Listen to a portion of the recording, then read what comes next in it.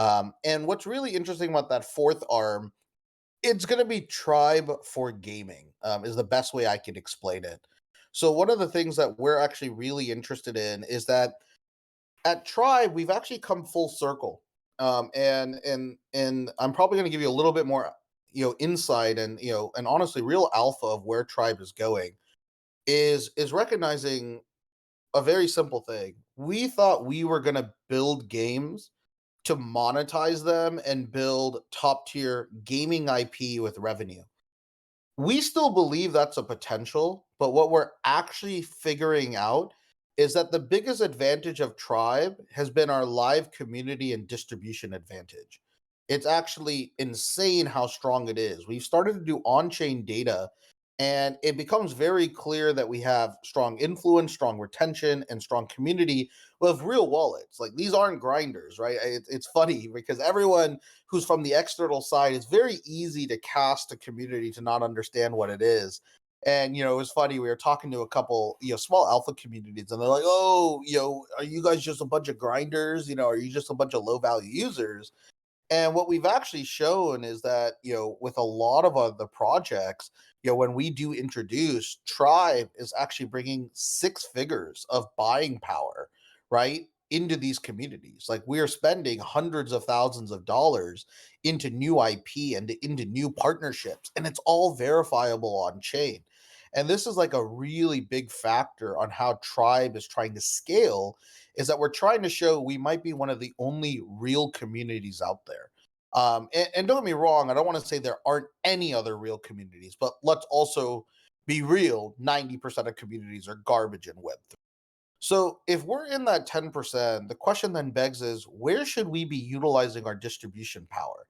So the way that Tribe has been set up, Tribe has been able to take in all projects, right? Like all projects. We would take on anything we're exploring, etc. And it's been meaningful. We've gotten amazing allocations.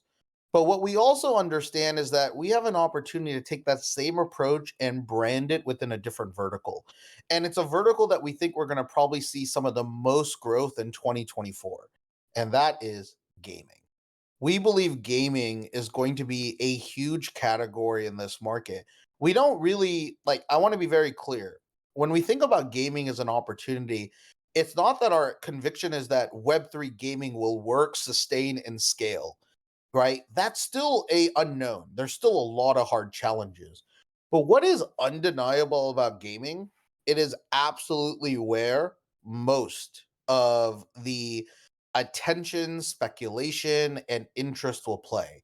Mainly because gaming has NFTs, gaming has tokens, and of course, gaming usually has venture backed partners coming in. And there's kind of this nice little sweet spot of being able to be there and participate. So this new entity, we're going to share more about it shortly. Where we're getting all the branding, all the stuff right. But essentially, the goal is that if you have any interest in launching a game in Web3, you will want to partner with us, hands down. We're going to make it a no brainer.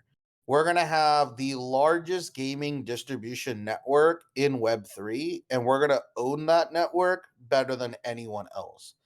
And what's great about that is that it's going to then allow Tribe and our gaming arm to kind of have a nice split. The gaming arm is just pure gaming, and the Tribe arm still doing PFPs, art, tokens, whatever it may be. We're still grabbing allocation there as well. But what's really powerful now is that we actually, and here's a little insight we could say about gaming, the gaming arm will probably be revealed late December or early January. But what's great about the gaming arm is that we already have seven partners signed up for the gaming arm, seven new venture backed projects that are going to launch with just this gaming arm as well. This has actually been one of the things we've been incredibly working on silently. And I'm talking like these aren't just seven random ass games. These are seven venture backed, all have raised at least 5 million. Four of them have raised over 10 to 15 million dollars as well. It is a lot of people coming directly to us. And when I say seven, I want to be very clear. These are seven that would probably be launched over the next 6 months, right? Which is crazy. It's still and you want to understand, gaming takes a fucking long time to build a real game on a lot of these ways, right? But what we want to do is we really want to build this asset in this world to be very clear. And what is this thesis change then going to be? And this is where, and Diamond, you're going to hear more about this next week. I'm going to actually give you the full playbook, right? Which is going to be important. Oh yeah, Bruno, great question. What are the supplies on these upcoming games? 5 of them are already set, sub 2000 Genesis supplies for all 5 of those. The other 2 have unknown supplies. Don't worry, we're building the right playbook here as well too. And that's the thing, is we're guiding them on the strategy, right? We're guiding them on the launch. And what are we trying to do for Diamond and Tribe? Yes, don't get me wrong. When we first started, we thought, hey, we'll build the IP and we'll scale and we'll give you access through it in Diamonds, right? And we still want to do that. But you know what's even better than that is that Diamonds are getting you access to everything else, right? You're getting access to multiple launches. And that's really what we want the Diamond to represent. It's both external launches, but internal launches. But what's really amazing with external launches is that it's allowing us to have a significant upside for you guys to also be able to get, portfolio exposure. That's really what we want. So the way we came about this concept, just very simply, and it's not like it took a massive idea around it. It was more about, where do we feel as a speculative consumer the verticals of interest that we should be prioritizing. And when we asked everyone who is a speculative trader in this market, gaming was either number one or number two on their list. That was it. Every single person, gaming was either number one or number two on their list. If that's the case, then we were like, fuck it. Let's go become that leader in that space and be able to build that network. So, why are we creating shows like Rumble, right? Like, why are we creating shows like Rumble? Is because we're starting to get retention of these gaming networks. Why are we working with guys like Sam? It's that we really believe that, hey, tapping into these gaming networks are really important. But we also want to start expanding that even further. We are actually going to be building even a little bit soon. It'll probably debut in December. You're going to see a new show just on game streams. We're going to start streaming all the alpha and betas on new products, right? And then same thing, we're going to introduce a new show literally just breaking down tokenomics of games. That's it. That's all we're going to do on that show every single week. We're going to break down tokenomics of every fucking game out there. And the reason why we're uniquely positioned to do this is, one is, I already do this. What a lot of people don't understand is that I'm already one of the lead people for diligence on almost all game tokenomics out here in the West. If it's VC backed, especially, almost all these companies are coming back to us, right? And essentially, in VC firms and private equity firms, and also large scale Web2 gaming companies, and we've consistently been reviewing a lot of their tokenomics on their behalf. And more importantly, we've been doing a lot of like individual diligence to get them ready. But what's really impressive then is that, why do that as a service? Oh, sorry, why do that as an individual service? Why not make this as a publishing layer? So Saita, yeah, historically it was consulting fees, right? Historically is what I was doing. I do less of that more recently, but yeah, it was traditionally they're paying me between $1,000 to $2,000 an hour is traditionally what my consulting fees would be, or there'd be package based structures. So what we're now doing is we're taking that same structure and turning it into a service on behalf of the business, which is a publishing service. And the goal of the publishing service remains the same. Number one goal we want is not cash, we want allocation. That's the number one goal. Allocation over anything else, right? Allocation is the number one thing that we're going to be aiming to get, and we're going to continue to feed this community as well. And this is the big thing that, has taken us a long time, because it's not that gaming took us a long time to realize that needed to be one of the verticals we own, but it was understanding, how do we organize all the pieces and ensure, because this is the hard thing about playing in Web3. You have already assets out there, you have community pieces already built, you have other things in motion. And what you're trying to do is you're trying to rearrange everything so that the sequence can be sustainable. and the sequence can be scalable, and the sequence is actually justifying our time. And this is the actual hard challenge, is that we needed to figure out how to get all this language right. We think we finally have this. And the biggest part about all of this is that this all is going to be connected by that reputation layer. That's actually been the biggest thing that we've been figuring out exactly how to design, is how are we going to introduce this reputation layer. But imagine if you are publishing a Web3 game, right? Where would you actually go to for partnerships at the moment right now? There's really nothing.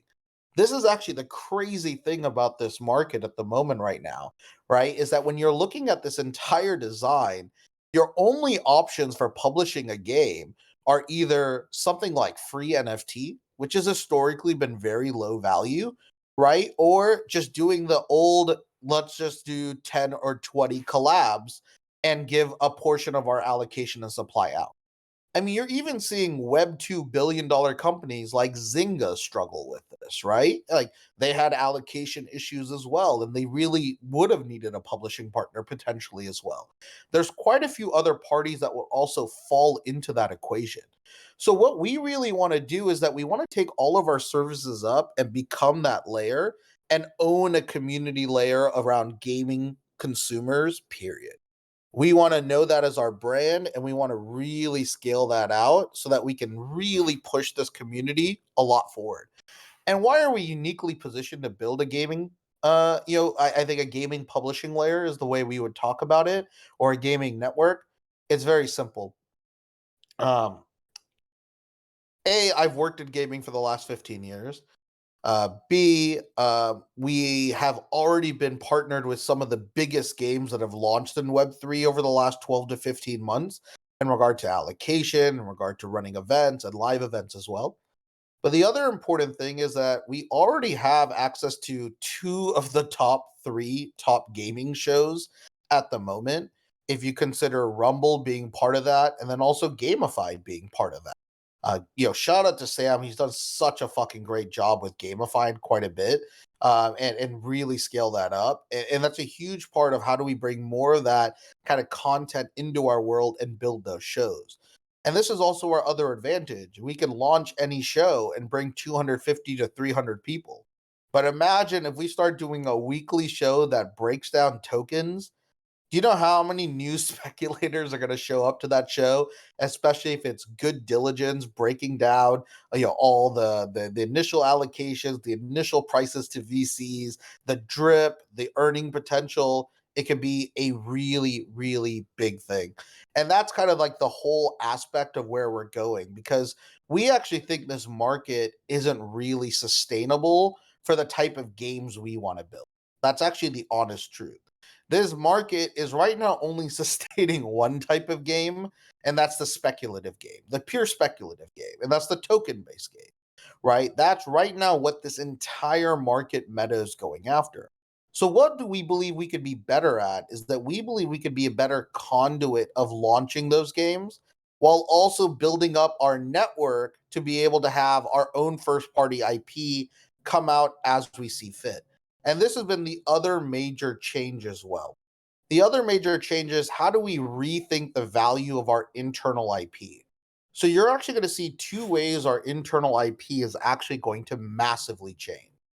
First, some of our internal IP will be turned into more games for retention and loyalty rather than value creation, or value capture. And what you want to understand from this is that we're going to build some minor gaming experiences that can be used as healthy game loops. And you'll see a few of these kind of be discovered here in the next couple of months. But the other flip that we're going to do with all of our bigger IP is that we're going to really spend time on understanding what is the best launch sequence for those projects, right? What is the best launch sequence to allow them to actually build what we think is compelling, is still the factory Genesis design. We don't believe the market can sustain a factory Genesis design at the moment right now. That's our honest truth, right? The biggest problem that we're running into in this market is that it's so short term that if you do not have explicit buying pressure built into the first IP and you can sustain that for 90 days, you're essentially going to have this fracture into the second IP as well. So what do we need to solve? We need to solve this extraction problem. We need to solve this by going after reputation first. This is actually what is killing the entire market, in our opinion, right? Is that no one knows how to curate or allocate their supply. No one in the space knows how to do that. So, what do we want to do? We want to become the first that can effectively. Tribe's already doing it better than 99%. Like, honestly, if you're a project and you want to give allocation out, you should always start with Tribe. It's not even fucking close. Like, we are getting real qualified users. And because of our systems, right? It's not that we're just giving random raffles away for most of our supply. You actually have to make an intrinsic choice. Is it worth your relics? Do you feel there is value based off that relic system to be able to get in? Right? Like, and that's kind of the big opportunity for this whole market is realizing is that because it's not just blind lotto, but it's you guys utilizing your earned mechanics, your earned upside, right? What's really powerful then is that you actually want to be deliberate with what your choices are. You want to be deliberate on how you spend your relics. What is one of the most powerful things about Tribe at the moment right now? It's the fact that you guys actually know how to protect your relics. You know what the games are in order to optimize relic return and relic value back to you. But also, the best part is 99% of you are not in a rush to blindly spend relics. You're trying to find an opportunity. And you keep stacking relics when you see those opportunities get larger, right? And as more of these projects come to life, you can then start using your relics accordingly in order to open them up. And what we want to do is we want to increase our supply on projects by 5x. That's actually our goal. It's a crazy stretch goal. We are already the number one allocator of whitelist in this market, right? For a singular NFT community. No one does more than us. In 2023, we won 100%. We want to now just not only like be okay with that baseline, we want to 5x this up, right? We really do. It's going to be one of the biggest plays that we take on, and our goal is to bring in that much more inventory. And with that inventory, that means that of course diamonds being that first layer, but of course our entire community getting access to that as well. The more powerful this community gets, the more distribution our leverage gets, right? The more distribution advantage we have, the more leverage we get. And the leverage we already have at Tribe is pretty clear. And then that's the other last part of why we're well positioned is that most of these individuals really want to work with myself. They really, really, really want to like work with me and understand and do mint audits, right? They want to do token audits. They want to do gameplay audits. Well, great. What I'm going to do is I'm going to take my individual time and put it into these service based packages as well. And because of this, we are going to massively be in a really good position as we scale into the next year and own that kind of category as well. So, Tribe is still going to be launching our reputation layer. This is with port keys. There's going to be multiple claims within that still. That whole vision is still there. What we've really been trying to do is make sure that we can scale this up. We can get this right. I definitely don't think I'm Steve Jobs by any means. What I really do think, though, is I actually know the real problems of this market. This market continues to gloss over the problems, right? What is the biggest thing that I hate about this market is this market focuses on vanity metrics, right? Vanity metrics of floor price, right? The only reason we talk like if the fact that we talk about a product launch and the only conversation we have is the floor price, we're fucked as an industry, just to let you know, right? Like literally, we are fucked as an industry if the only thing we could talk about a new product launch here as well, right, is the fact it's floor price. We don't talk about the product. We don't talk about the leadership. We don't talk the team. No wonder we're getting fucked as an industry left and right? Because you guys are letting yourselves get fucked without the proper diligence. Do you know how insane it is that people are spending $2,000, $5,000 on an asset that has zero diligence or little awareness of what that product opportunity is even building, like we shouldn't let ourselves fall into that trap. And that's another real important reason why we want to build a game publishing layer. We also want to be the educator on, right? We really want to make sure that people in this market understand very directly what does a good game look like? What should you be asking questions on? What should you be building, right? Like, I was just talking about this with Wolvesdow with this mint that happened today. And it's actually really interesting, right? Like, shout out to L3E7 or Elite or whatever the fuck they want to be called. Like, awesome. They just minted today, small supply, pumped to 2.5 ETH, almost hit 3 ETH. I think there was a sale at 2.94. Awesome. Like, great. Great from those metrics. Small supply, kicked it out of the park. Really solid stuff. Give them credit on that. It's called Elite Worlds, L3E7 Worlds is what that project is. And that was hyped for quite a bit of time. But you know what's kind of crazy is that we've gotten almost no deep gameplay videos on this. We actually have no game designer who's talked about this product. We actually have no one on the real technical product side talking about the architecture. We don't really know what they're building, right? Which is insane. Yet we're pushing this out. Yeah, the white paper isn't out yet. It doesn't mean this isn't a bad buy. This is definitely the right buy and definitely an opportunity for them to pump up, right? But this is kind of the crazy thing, right? Is that this market is willing to allow you, right, to essentially give money and give prices to the least diligent projects out there. And this is not just an L3E7 problem or Elite problem. This is every other project too. Like this is not, this is not a singular problem set. But this is what we've done as a market. We don't even do diligence on these individuals, right?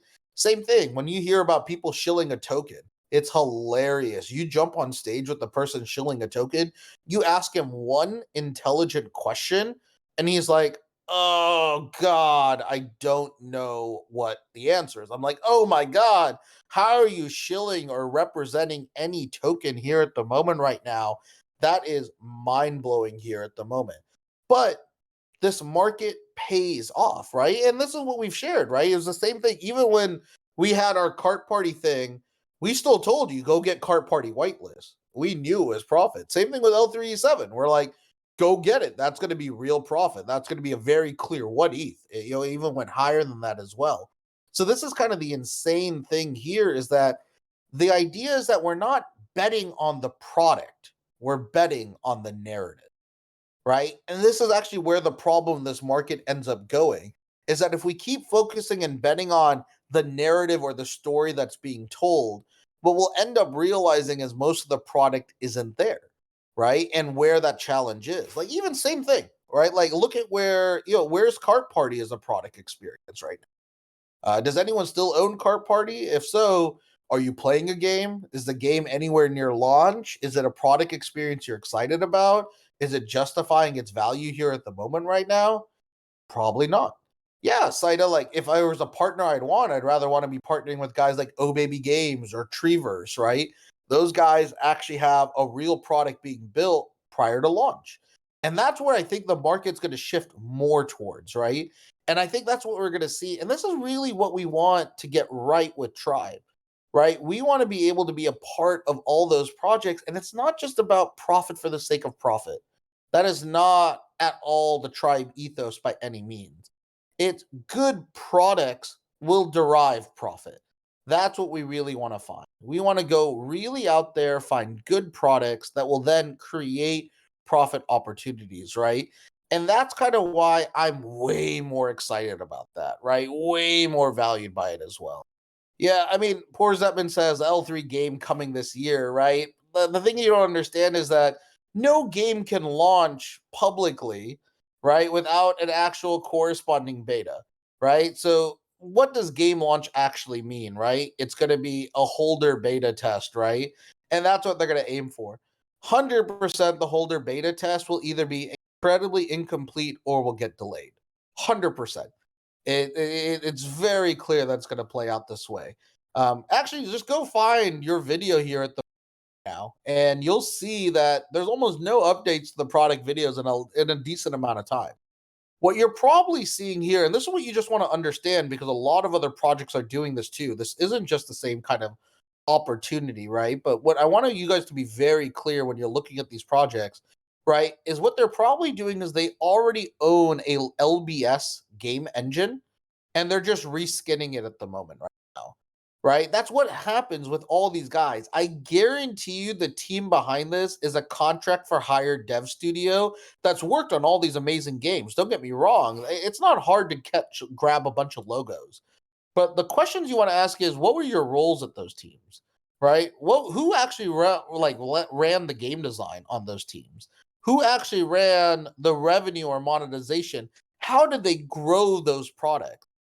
Do you realize none of those questions have been answered on like 99% of these projects prior to mint?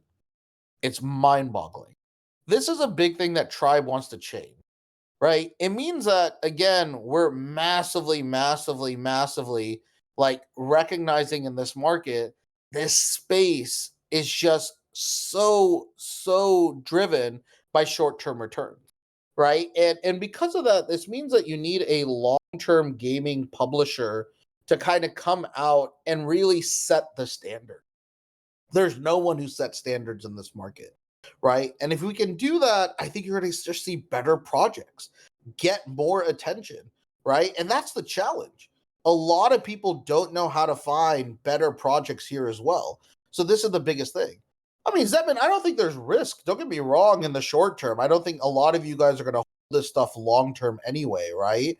The biggest thing is, right, is recognizing, right, that most of these users, right, and most of these builders are just taking advantage for you. They're just massively taking advantage of you, right?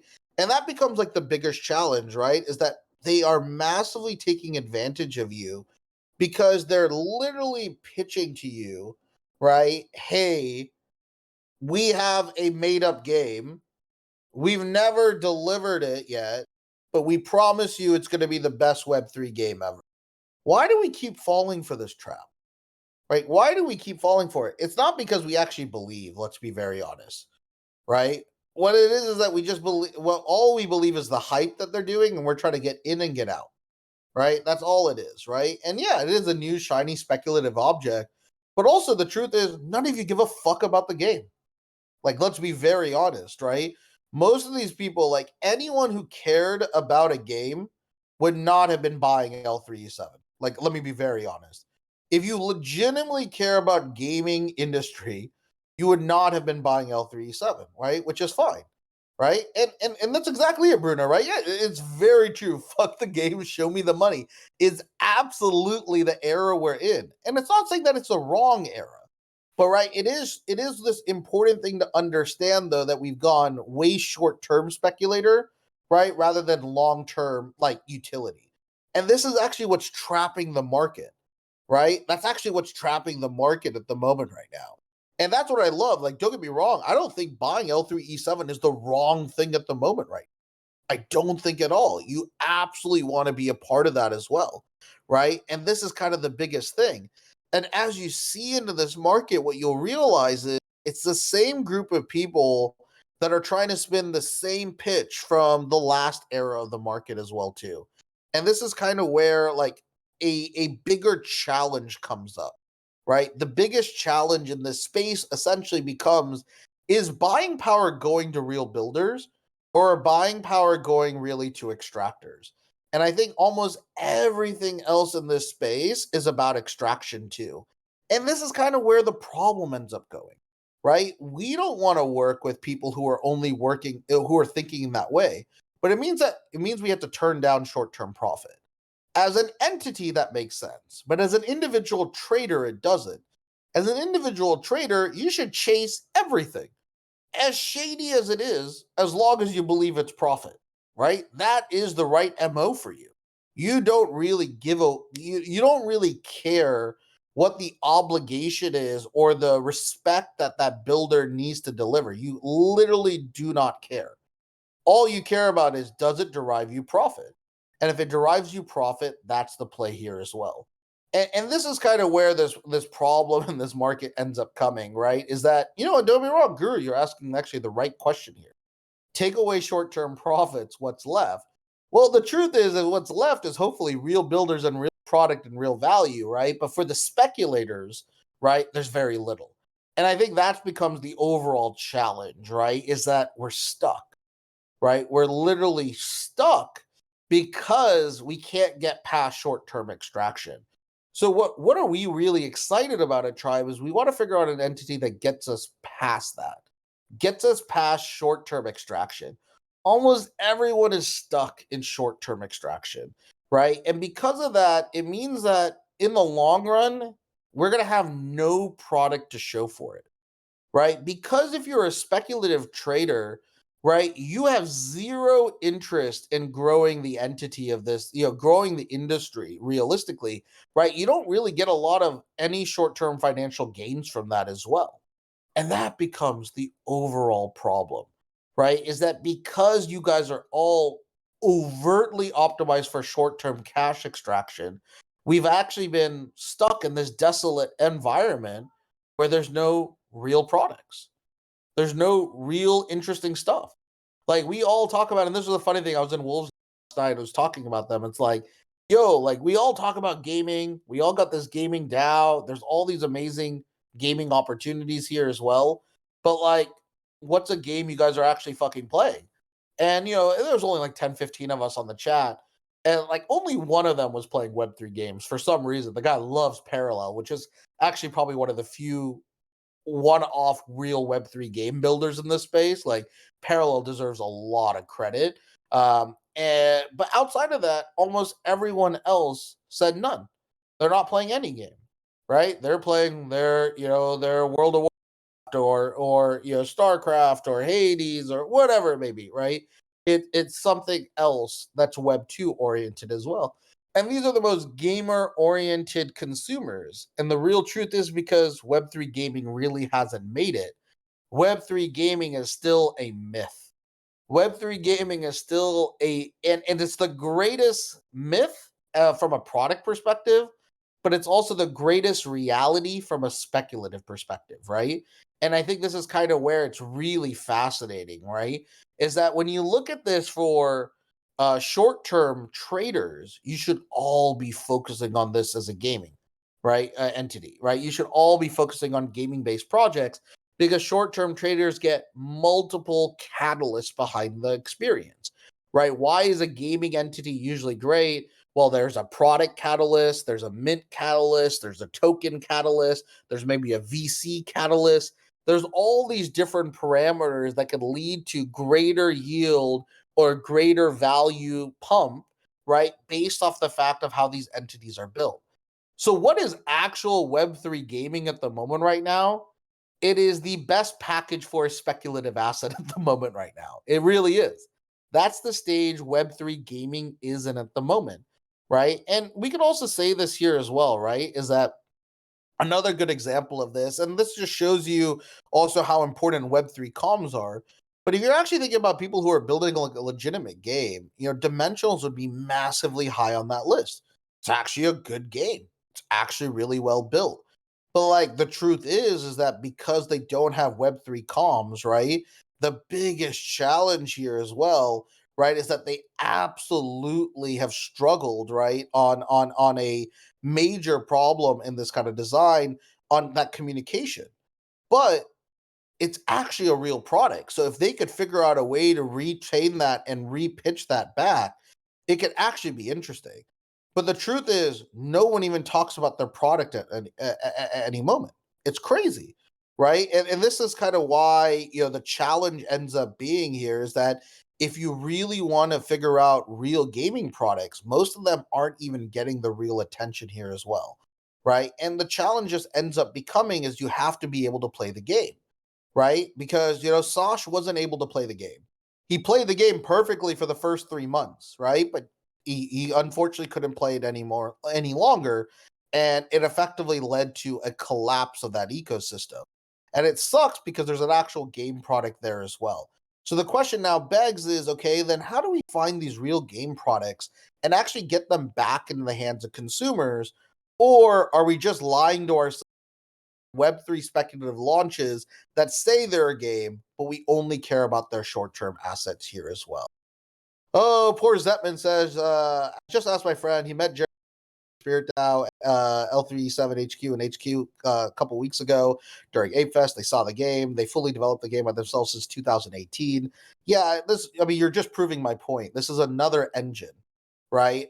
Which is really important. They're just reskinning another engine. You're literally proving my point, right? What you're seeing is that this is not a native product built for Web3. This is a team that probably launched a failed game that didn't scale in Web 2, and they're taking that same engine and they're repositioning it in for Web 3. If this game worked for Tencent, right, they wouldn't be launching this game again in Web 3, right? Just to let you know, like that, like just to give you some very clear insight. And then I also know the Spirit DAO members who saw it as well. And Spirit DAO is split, just to let you know, right? At the moment right now on the interest in L3E7. There's a couple Spirit DAO members who are bullish. There's a couple that are massively bearish as well, just for context. But it doesn't matter, right? What's hilarious here is that, like, even in your case, Zetman, right? You're relying on word of mouth, representation on a project that you still haven't seen, and you put in $5,000 or whatever that number is, right? Which is crazy, right? To a certain extent, right? Like for most consumers, or Saita has as well too. Yeah, you minted for free. Sorry, I'm more speaking to Saita, right? So the question that really begs is, what holds that value? And this is kind of the challenge this market is nothing you're telling me is telling me that they're a real game or a real product outside of the fact that they had a reskin. And do you know how many other studios have tried to do a reskin of an old engine and they've all failed? Everyone has tried to do this, right? That is actually not the right product strategy you want. What I want to understand is, does anyone know what the design is for Web3? Does anyone know any of the core loops? Right? Did anyone actually understand this could be a balanced economy? Right? Does anyone know why that game got killed by Tencent and why it didn't scale? Do you guys realize Tencent publishes thousands of games per year? Being published by Tencent means fucking nothing at certain times, right? Because Tencent just puts everyone through their A/B testing, right? What you actually want to understand is that who's the actual game development company, right? Did Tencent hire them directly, or were they a sub entity in studio as well? When you can actually learn to ask the right questions, you'll actually get way more details. But this is the problem. No one asks these questions. No one does, right? The fact that you're relying on word of mouth Ape Fest 2 weeks ago as the strongest argument thus far is disappointing. But even regardless, like people don't take this as fun as L3E7. This is not fun to them. They're literally playing the game. They're doing exactly what you should do. And what you should do is don't fucking share anything, right? Don't share any real impressive elements of your actual real product. Make it as fuzzy as you possibly can so that you could allow consumers, just like Zetman, just like Saita, to be able to fill in the gaps on why they think this is a speculative asset to create, right? And that's kind of the interesting thing here as well, right? I mean, the game is real, but what does that mean? The game is real. That's like also like, I mean, this is where I will tell you I'll challenge you, Zetman. You have no clue if the game is real. Just because someone says they're working on something since 2018 doesn't mean there's an actual game. If they've been working on that since 2018 and those are the gameplay videos that they sent me for 6 years of game development, bro, that's awful, just to let you know. Like, it's really bad, just to let you know. What it's actually telling you more directly here at the moment right now is they're reskinning an old engine and hoping it works. And I'm telling you, that engine, that process almost never works, right? And this is what I'm trying to tell you is that you have to be more critical in your language and your thinking here. But I love going down this approach because this is exactly why Tribe's gaming arm is needed, right? And it's all, yeah. Oh, that's pretty bad. Anyone comparing their game to Genshin Impact should go die. No one understands how big Genshin Impact is. Anyone who says that is crazy. No, I'm not trying to do a sell off, right? I want people to understand The same problems I'm bringing up for Leet are the same problems I bring up for like 20 other mints, right? It's the same problem that you're running into at the moment right now, right? But this just shows you the problem. Because, like, look, Zetman's really fucking smart. I love talking to Zetman. He's actually incredibly intelligent. And what Zetman knows is probably has the room to move with the small supply to at least 3 ETH or 4 ETH, if not even 5 ETH as well. He's not actually playing this product because he believes in the actual game. What Zetman believes is that there's enough amazing positive information and positive signals that his pattern matching as a trader lets him feel confident that this is an asset to hold, which is very important to understand. His look and his line of sight has nothing to do with whether or not he cares about the game. Zetman doesn't actually care about the game, which is totally fine. Zetman is giving you the perfect insight of a speculative trader, and this is what 99% of the market is, right? He's giving you the whale perspective on this as well, which is so important, right? And so interesting. You say you want to play it. You only want to play it because you want to know, do I dump my bag now or later? You don't give a fuck about the game. Don't lie to me, Zetman, at this point. And this is the biggest thing. And here's the other reason, right? You wanted me to give you a little bit more facts too. Bro, do you guys know location-based games are the least successful category? Do you guys realize how shitty LBS games are? Like everyone's like, "Oh, Pokemon Go." You guys realize Pokemon Go only works because of Pokemon. The same company that made Pokemon Go, right? Like the same company that made Pokemon Go can't make their own engine work on different categories. They tried NBA IP, they tried a Harry Potter IP. Niantic couldn't even make that shit work. Like this is the thing people don't realize: LBS games are garbage. Are garbage, right? Like literally garbage. And this shit doesn't work. Yet you all think it's gonna work, which is so crazy, right? If you actually understand, right, like this understanding of how LBS games are performed in mobile and PC, they're the worst. They're literally the worst performing category out there, right? Which is crazy. So this is kind of where like this whole challenge ends up coming in is that it doesn't even make sense on paper if you understand the gaming industry, right? It doesn't make sense at all. LBS would be a category you would never build, right? Like at all, at all, at all. And this is the thing that I want to share because no one's actually no one's built games. No one actually talks about this stuff. No one actually criticizes this opportunity as well. And this is like a very important factor of why I want to build this. And again, it's not by saying like you don't need to mint elite, right? And that's not what I'm trying to say. It's understanding if you're minting elite, you're not minting it on the game, right? You're not minting it for why you're excited about the game. You're minting it because you're excited about everything else they did. Small supply, Genesis asset, small, even smaller float allocation, right? It's like a really only 400 float allocation. Same marketing team as Cart Party with Jer and the group. That's why you're betting on them, right? And that's where we want to come more to reality. And if you could become more in reality and token, sorry, yes, and token, right? That's the biggest thing about this, right?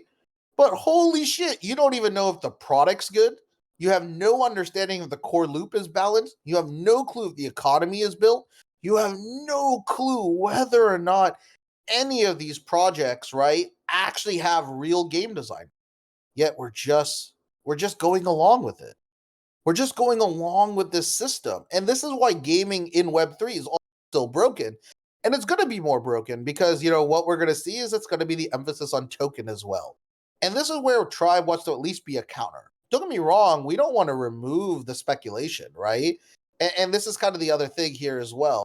And this is kind of the other thing that you want to understand is that when you look at this market and uh, in this, okay, Zepman, dude, those aren't real facts. It did not have the highest revenue for 2 years. Like, it did not. I don't know why people are telling you this, right? And then you also want to ask is, what did these guys do on this game, right? That's the other thing. You're just parroting the wrong stuff. You're not even understanding what this is in regard to these numbers. It was definitely not the highest revenue based game here as well.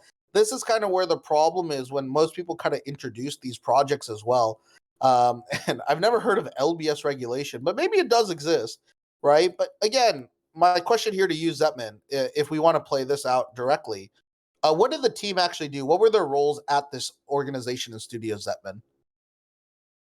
Were any of these executives and leaders, did they build it? Were they the contracting studio or were they actually the in-house studio? Do you know? Is this, and how many team members actually worked on it as well? Does anyone know those details here at the moment right now? Yeah. Well, what scripture says, nobody knows. Some members worked at Tencent. Okay, but what does that mean? What do they work? What's his what was their role at Tencent? Do you know Tencent's one of the organizations of the world? I know people who work at Disney. Technically, you could work at Disney by being at the concession stand at Disneyland, and you technically work at Disney,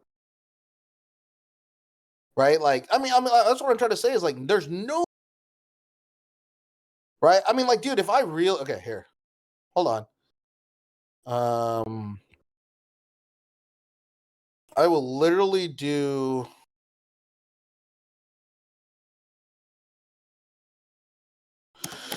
Uh, so so let me just give you, if I understand this correctly. Are you looking at this overall? Here we go. Okay. Uh, so sorry, I was just trying to do a little bit of research here. It's a little hard with Chinese games. I have to go. I actually have to do this in Chinese. I'll do this afterwards. It'll be too hard to do right now, but I'll do a quick breakdown here, right? Um, yeah, that's what I'm saying, Zetman. I was told they're part. What did they do on the team? Did they just develop the LBS feature? Did they do any of the game design? Did growth? Did they do any of the user acquisition? They build any of the product? Were they actually an executive? Was there a single executive on the team at that organization here? Right? No, I know you're a flipper. I understand this. But this is what I'm saying is you're using this as your defense. So if you're bringing them as defense, you better come correct, right? That's what I love. And don't get me wrong, play the flipper game. I'm telling you, the game you're playing is right. I'm trying to show you the other half of the conversation. What I'm actually showing you is what this Tribe gaming publishing arm is going to do. We're going to ask these questions. We're going to do this type of diligence so we actually have an understanding, right? Like let me let you know like another project, right? Shrapnel. Again, this is not any type of endorsement for them or anything like that. But why am I bullish more on Shrapnel? First off, the CEO. I actually know the CEO, Mark Long. I've met him before. This guy shipped multiple games. He used to run Meteor, and he shipped actually a old school mech game or a previous mech game that I really like called Hawken as well. Wasn't massively commercially successful, but I do know he built it all, he scaled it all, and he pushed it all the way through, right? And this is kind of the very important thing here as well with this design. So the other important thing to understand too is that our when we look at that, I'm like, wow, they actually have real executives, they have real venture capital. It's venture capital from Western VC firms that I've met. I actually know their executive team members have worked on like top tier studios and shipped and delivered top tier games. They are on paper 10x more interesting than Leap. And it doesn't mean that they're going to do 10x better. I want to be very clear on that front here as well. So this becomes like the actual other challenge here, right? Is that what a lot of people don't understand is that when we look at this kind of division and this product here at the moment right now, right, is that this is kind of like when we look to this market here at the moment right now, we don't have enough knowledge to be able to qualify what a game is, how hard it is to build a game, and who are the actual people you need to be building that game as well. Right. And because of that, because you don't know that, you don't know how to ask those questions, hence you don't get those answers. So we get this blind lack of diligence, which is crazy. And like, even though that you're a flipper, Zetman, you would think you'd want to know those informations here at the moment right now, mainly because you do own now what, like, I think you own three of these assets, right? So sitting at roughly 15, 18, $20,000 worth of value, that's an angel size check. Like that's a seed check. That's a pretty big value proposition here at the moment right now. So like you should probably want that information, right? And you'd really want to be able to understand where this game is actually going to go. But I think what you